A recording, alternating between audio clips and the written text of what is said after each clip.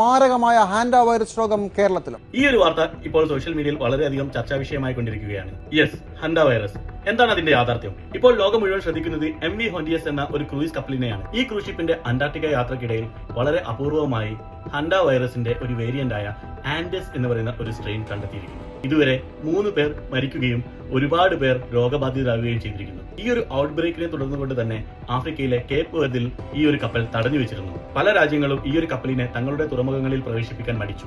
അതിന് കാരണം മറ്റൊന്നുമായിരുന്നില്ല, ഈ ഒരു വൈറസ് മനുഷ്യരിൽ നിന്നും മനുഷ്യരിലോട്ടേക്ക് പകരുമോ എന്നുള്ള ഒരു ആശങ്ക തന്നെയായിരുന്നു. എന്നാൽ ഒടുവിൽ കിട്ടിയ വിവരങ്ങൾക്കനുസരിച്ച് സ്പെയിൻ തങ്ങളുടെ മാനുഷിക പരിഗണന കണക്കിലെടുത്ത് ഈ ഒരു കപ്പലിനെ തങ്ങളുടെ കാനറി ഐലൻഡിലെ ടെനിറൈഫ് എന്ന് പറയുന്ന തുറമുഖത്തോട്ടേക്ക് അടുപ്പിക്കുവാൻ വേണ്ടി അനുമതി നൽകിയിരിക്കുകയാണ്. കപ്പൽ തുറമുഖത്ത് നേരെ ഡോക്ക് ചെയ്യില്ല, പകരം തീരത്തു നിന്നും അല്പം ദൂരെയായി കപ്പൽ നങ്കൂരമിടും. അവിടെ നിന്നും ചെറിയ ചെറിയ ബോട്ടുകളിൽ അവർ യാത്രക്കാരെയും ജീവനക്കാരെയും ഹോസ്പിറ്റലുകളിലേക്കും മറ്റു ഫെസിലിറ്റീസുകളിലേക്കും മാറ്റുന്നതായിരിക്കും. ഈ കപ്പലിൽ 150ഓളം ആളുകളാണ് ഇപ്പോൾ ജീവനോടെയുള്ളത്. ഇവരെയെല്ലാം മാഡ്രിഡിൽ സ്പെഷ്യലായി ഒരുക്കിയ ഐസൊലേഷൻ ഫെസിലിറ്റിയിലേക്ക് ക്വാറന്റൈനിൽ പ്രവേശിപ്പിക്കും. അവിടെ വെച്ച് ക്വാറന്റൈൻ കഴിഞ്ഞതിനു ശേഷം ആളുകളിൽ രോഗസ്ഥിരീകരണം നടത്തും.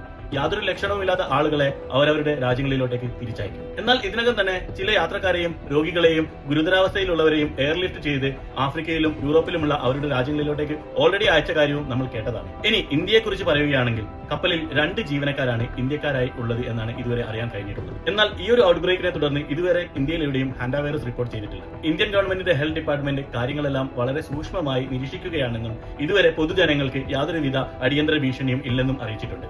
ലോകാരോഗ്യ സംഘടനയുടെ ഇതുവരെയുള്ള വിലയിരുത്തലിൽ ഇത് കോവിഡ് പോലെ ഒരു മഹാമാരിയല്ല.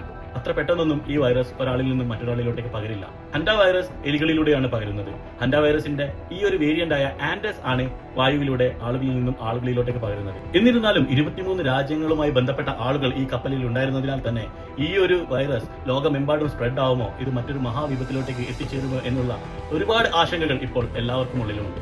ഒന്നുകൂടി പറഞ്ഞോട്ടെ, ഈ ഒരു സന്ദർഭത്തിൽ നമുക്ക് പേടിക്കാനൊന്നുമില്ല. കൂടെ പേടിയോ ഭയമോ അല്ല വേണ്ടത്, പകരം ജാഗ്രതയാണ്.